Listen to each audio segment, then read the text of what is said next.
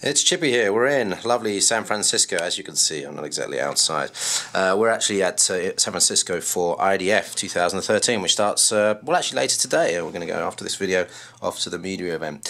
I'm actually fortunate enough to be here with the Lenovo Yoga 2 Pro, which Nicole Scott from MobileGeeks.com is testing. This is the one we saw at IFA last week. Just had a really quick chance to just have a look at the device, man, and do a couple of performance tests on this, just to sort of show you guys where it fits. But first things first, this screen resolution is 3200 by 1800. Now, we're on large font sizes here and large icon sizes, and well, I'm not too sure whether it's large enough in some cases. So for Windows Desktop, if you go to some of the apps, for example, how about Cinebench Powerdirector, which doesn't seem to resize very well for this screen resolution setting. A lot of the Windows dressings are Windows dressing buttons, etc., are really small. So I'm not too sure about 3200 by 800, 1800. Those of you with 20/20 vision out there are obviously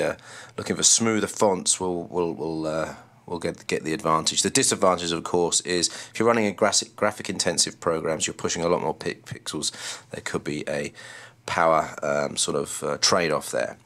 Looking inside the device, we've got a Samsung SSD. So this one's a 256 gig SSD, and I just want to show you the crystal mark tests that I did. Let's see if I can. Whoops. So 499 sequential read, 255 sequential write. But the important ones down here: 4K read and write, 27 read, 71 write. So that's quite a good write speed there. And so really no problems here. Anything here over 200 megabytes a second, I challenge anyone to see any sort of real world differences.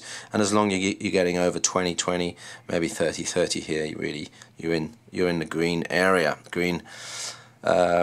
We're looking at Cinebench here. I've run 11.5, 64-bit. Really impressed with the OpenGL score there, 21.84. It's the fastest I've ever seen on the HD 4400 graphics.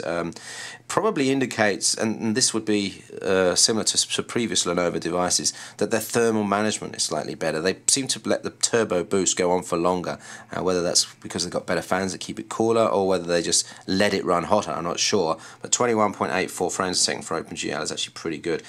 Back to second generation Ultrabooks on the 3rd gen CPU, Ivy Bridge, we were seeing about 16 frames a second around here for OpenGL. So it could be some interesting gaming possibilities there. CPU is also pretty nice, 2.45 on the CPU points. It's really at the high end of any Ultrabook that we've tested.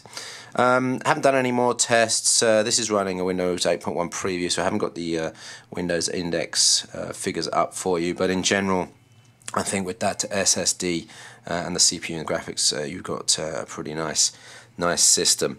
You've looked around the device. It's got a new style keyboard, which does seem to be okay. Just slightly less throw on the keyboards, I think, than previous ones, but solid and well built. And a smaller mouse pad. I'm not sure how that will affect some people. Some people prefer that, some people won't. But check out my other video that I did at IFA.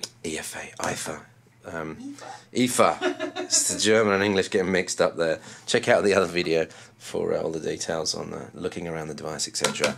The summary is it's 1.3 kilos, or is it 1.4? I think it's 1.4 kilos, like 1.28 kilos, I think it was, or 1.38. No, I'm going to say 1.38 kilos, and a lot thinner than the previous Yoga 3. So that one was popular, and I expect this one will be even more popular as long as they get the pricing right.